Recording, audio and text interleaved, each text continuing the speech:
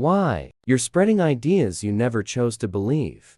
You think you're just scrolling, just consuming content, just staying informed. But every time you engage with emotionally charged content, you're not just reading, you're being recruited, converted into a transmission node in a network designed to spread specific ideas as efficiently as biological viruses spread through populations. And you're doing it voluntarily. Here's what most people don't realize. The content that shows up in your feed isn't random. It's not even primarily chosen based on what you like. It's chosen based on what you'll spread. The algorithm has analyzed billions of sharing patterns and learned exactly which types of content turn passive consumers into active distributors. And you fit a profile. Every time you share, comment with strong emotion, or engage in heated discussion, you're signaling to the system that you're an effective vector, someone who doesn't just absorb information, but amplifies it. The algorithm notes this, rewards it, feeds you more content specifically designed to trigger that same amplification behavior. You're being conditioned like a lab animal to spread on command. Research from the University of Pennsylvania found that content triggering moral outrage gets shared at 7 times the rate of neutral information, and platforms optimize specifically for this emotion because it creates the most efficient viral cascades. You're not sharing because the content is important. You're sharing because you've been neurologically hijacked. Think about the last argument you had online or in person about current events. How did you form your position? Through careful research and reflection, or through repeated exposure to content that made you feel a certain way until that feeling crystallized into certainty? Most people can't distinguish between beliefs they formed and beliefs that were installed in them through strategic repetition. And once you're infected, you become incredibly valuable to the system. Because you don't just spread to strangers online, you spread to your real-world network. Your family trusts you. Your friends respect your opinion. Your coworkers see you as informed. So when you express something with conviction, they absorb it without the critical defenses they'd use against obvious propaganda. This is why algorithmic manipulation is so much more effective than traditional advertising. Traditional ads are clearly trying to sell you something. But when your trusted friend shares content with genuine emotion, it feels like organic information. It bypasses skepticism completely. And that's exactly what makes you such a valuable transmission vector. The content flowing through you isn't yours. The opinions you're expressing with passion weren't formed through your independent analysis. They were cultivated through calculated exposure, designed to turn you into a biological speaker system for ideas that serve engagement metrics, not truth. You've been weaponized, and you're aiming at everyone you care about.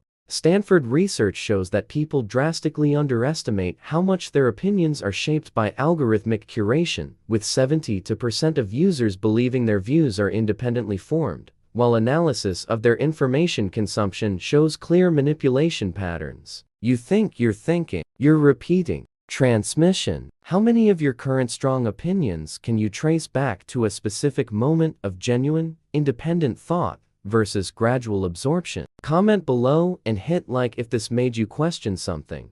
How emotional contagion works faster than fact-checking. Your brain is wired for survival, not truth. When you see something that triggers fear, anger, or disgust, your amygdala fires before your prefrontal cortex can evaluate accuracy. You feel first, think later, and often never think at all. This isn't a bug in your psychology. It's a feature that kept your ancestors alive. But it's the exact vulnerability that algorithmic systems exploit to turn you into a carrier. The most successful mental viruses aren't the most accurate. They're the most emotionally contagious. They hijack your threat detection systems, your tribal loyalty mechanisms, your moral outrage circuits. They make you feel something so intensely that sharing becomes a physical need, not a choice, a compulsion. Like sneezing when you have a cold. You can't help but spread. And the algorithm has perfected the formula. It doesn't show you pure lies, because those get debunked easily. It shows you truths wrapped in emotional amplification, real events framed to maximize outrage, genuine statistics presented to trigger fear, actual quotes stripped of context to spark tribal warfare. The facts are real. The virus is in the framing. Research from Georgia Institute of Technology demonstrated that emotionally enhanced information spreads 3 times faster than the same information presented neutrally, and reaches 17 times more people before encountering fact-checking resistance. By the time truth catches up, the virus has already infected thousands. You're one of them. This is why you can't fight mental viruses with facts alone. When someone shares emotionally charged content, responding with dry statistics doesn't work. Their brain isn't in information processing mode. It's in threat response mode. Your facts get filtered as enemy propaganda. Your corrections get interpreted as attacks. The virus has defense mechanisms built in.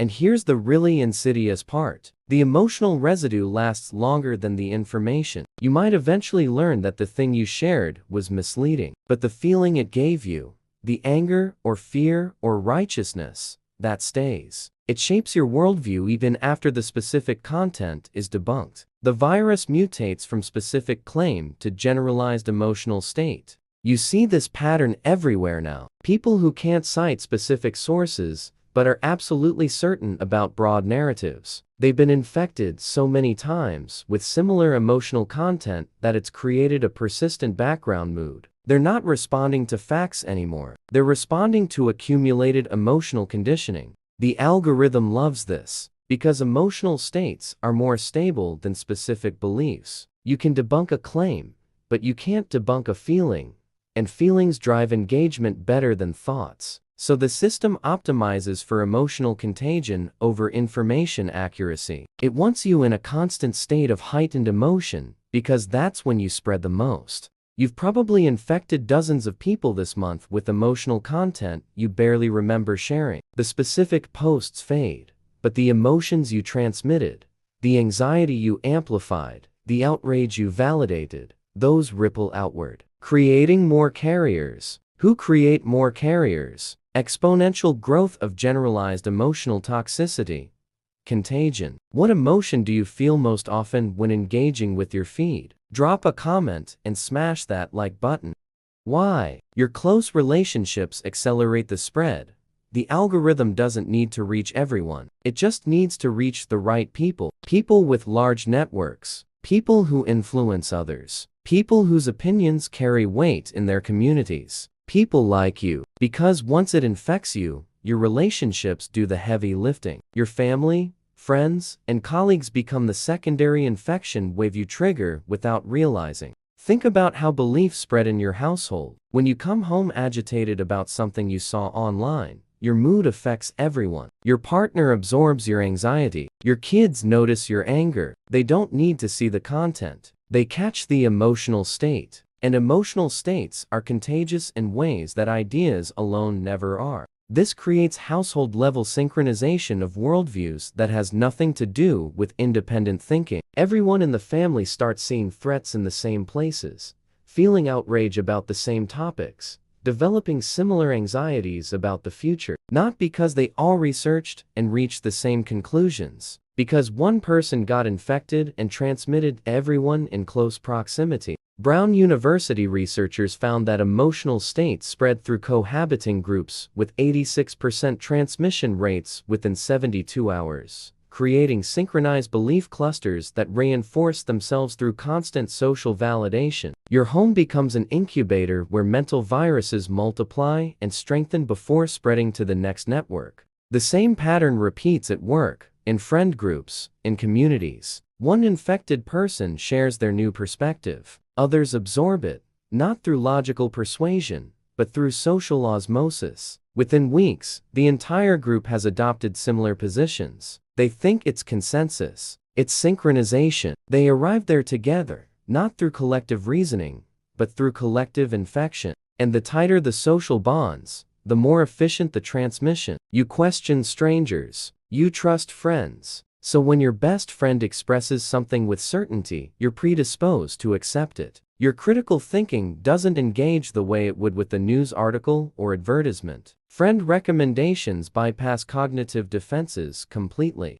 This is why close-knit communities can shift dramatically in short periods. Not because everyone individually changed their minds, but because key influencers in the network got infected and transmitted to everyone in their sphere. One person's algorithmic exposure becomes 50 people's new reality through relationship-based contagion. The algorithm identifies these network structures. It can map influence patterns. It knows who the connectors are in each community, and it prioritizes infecting those people with content calibrated specifically for their demographic, their values, their psychological triggers. Once the connector is infected, the network follows. You might be one of these connectors. If people frequently ask your opinion, if you're vocal in group settings, if others look to you for perspective, you're high-value infrastructure for viral spread. The algorithm has almost certainly identified you as such, and it's feeding you content designed not just to infect you, but to be transmitted through you.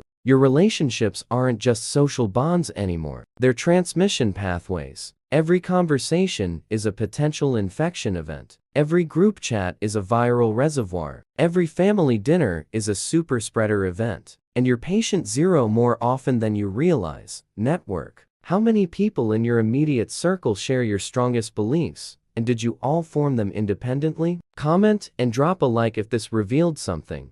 How to stop being an infection vector. Breaking the transmission chain starts with recognizing you're part of it. You're not just a victim of algorithmic manipulation. You're an active participant in spreading it to others. And that responsibility, once acknowledged, demands action. Not comfortable action, not easy action, but necessary action if you want to stop being weaponized against your own community. First strategy. Implement the 72-hour rule. Nothing gets shared within 72 hours of seeing it. No exceptions. Not even things you're absolutely certain about. Especially things you're certain about. Certainty is the virus talking. Real conviction can wait 3 days. Emotional hijacking can't. If after 72 hours you still think it's worth sharing, share it. Most times, you won't. Second strategy. Source verification protocol. Before sharing anything factual, find 2 independent, credible sources that aren't citing each other. Not 2 posts. Not 2 articles referencing the same study. 2 original sources that independently verified. If you can't find them, assume it's designed to spread faster than truth can follow. Don't be part of that.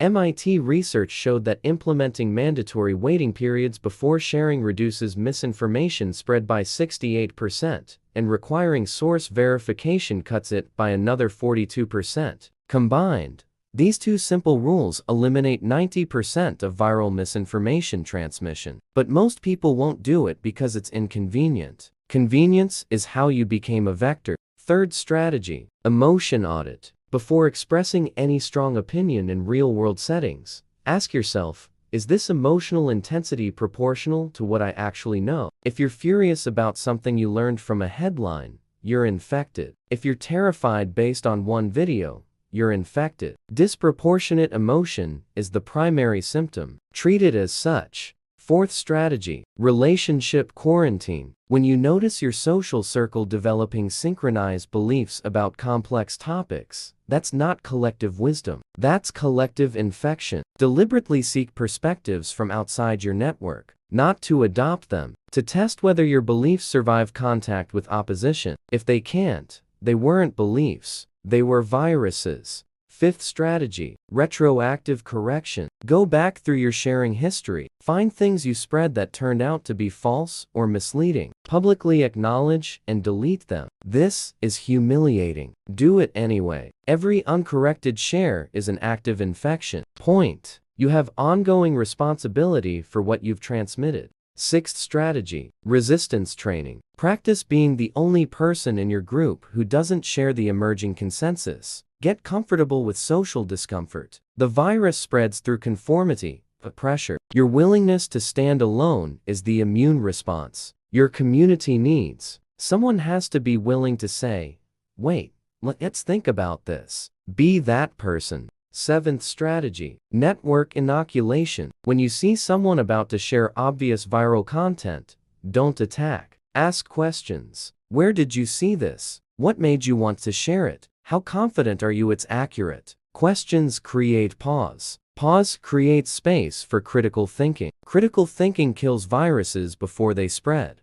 University of Washington research found that social network members who actively practice verification and delay behaviors create herd immunity effects, reducing overall misinformation spread across their entire network by 54%. Even when most members don't change behavior, you alone can protect dozens of people just by refusing to transmit. Except that some relationships will suffer. People who are deeply invested in their infections will perceive your refusal to participate as betrayal. They'll pressure you to conform. They'll question your loyalty. Let them. Your integrity matters more than their comfort, and their infection isn't your responsibility to enable. The algorithm bets you'll keep being a good little vector, that social pressure, emotional urgency, and convenience will override any commitment to truth or responsibility, that you'll choose belonging over accuracy every single time. Prove it wrong.